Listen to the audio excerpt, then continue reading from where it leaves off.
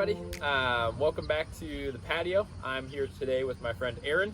And Aaron, why don't you go ahead and introduce yourself? Yeah, my name's Aaron Hall. I've been a K-Life leader going on 4 years now, but first time on the patio. First time on the patio. Happy to have him here. It is a beautiful day in Kirksville, Missouri here in September, and we're excited to be outside, socially distancing, and talking about the book James. So Aaron, set us up what we've got today, some chapter 2, right? Yeah, we're in James chapter 2, starting in verse 14. We're going to talk about how faith without works is dead. Yeah. So he gets into what is good, my brothers and sisters, if someone claims to have faith but has no deeds. And so James is definitely challenging us today. So what challenge does he give there in the first paragraph here? He just talks about how, if you just have the faith and no works, like, is that, are you fully living like a Christian life? I mean, he really gives a clear message of what we're going to be talking about, I guess, for the rest of this passage. Yeah. And so he continues on in verse 15 and gives kind of an example, paints a picture for you, I guess. And he says, if a brother or sister is poorly clothed and lacking in daily food, and one of you says to them, go in peace, be warmed and filled, without giving them the things needed for the body, what good is that? I think, that's pretty clear to me. If you just, were to tell someone, hey, go be filled, but there's no food that they can get, what are you really helping them? I think they know that they need food. Right. There's not, but it's a really good picture of how a lot of us in our Christian faith will just become almost lazy in a sense, where we don't we just think that if we just say the things or act the right way, we don't have to take that extra step to do the thing that we actually have to sacrifice ourselves, and that's what God calls us to. It's not too difficult to tell someone who's cold and in need of food, hey, I hope that you go find food and get more. Right. But actually stepping out and offering, time. To do it is a much bigger step and actually requires sacrifice on your part. So I think that's just kind of James is very clear in all of his writings, but I think he's just starting it off with a clear challenge.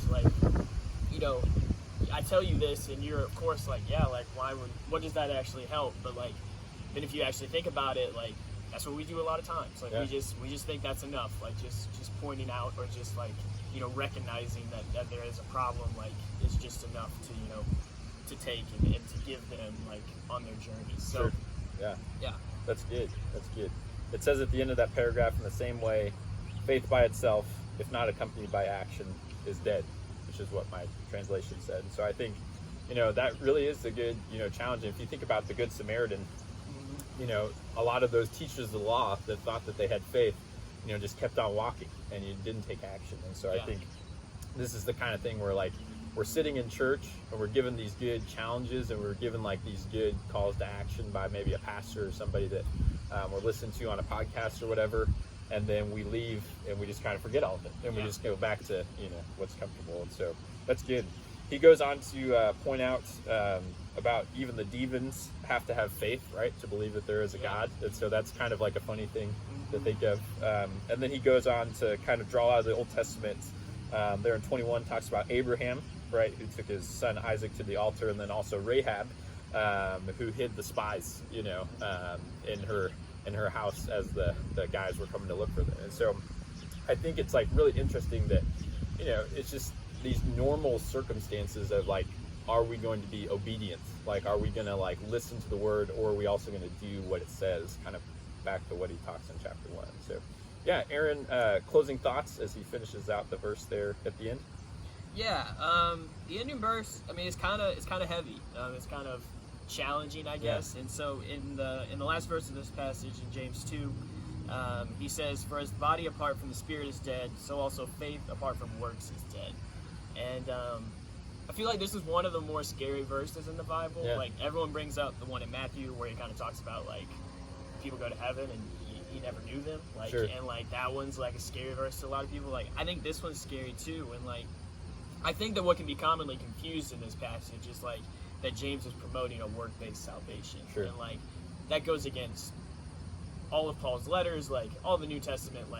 It's clear that it's a faith-based salvation that we have in Christianity, and that's one of the things that makes Christianity very unique and different. It's like that your faith is what, you know, ultimately gets you salvation. But I think what James's challenge is that, you know, when you have the salvation experience, when like you give yourself to Christ, like the good deeds that you perform are the outer reflection of like your inner transformation inside of you. Yep. So, you know, you don't have to, you know, do any certain thing, but the want to live in obedience with God, yep. and the want to do good works that God calls you to do is what should be a reflection of like your inner transformation. And so I think that James is just saying, like, you really need to check yourself. If you feel like you have committed yourself to Christ, but you never feel like you do any works like to honor him, yep. like, is that inner transformation something that still needs to be like matured? Is it something that still needs to be developed?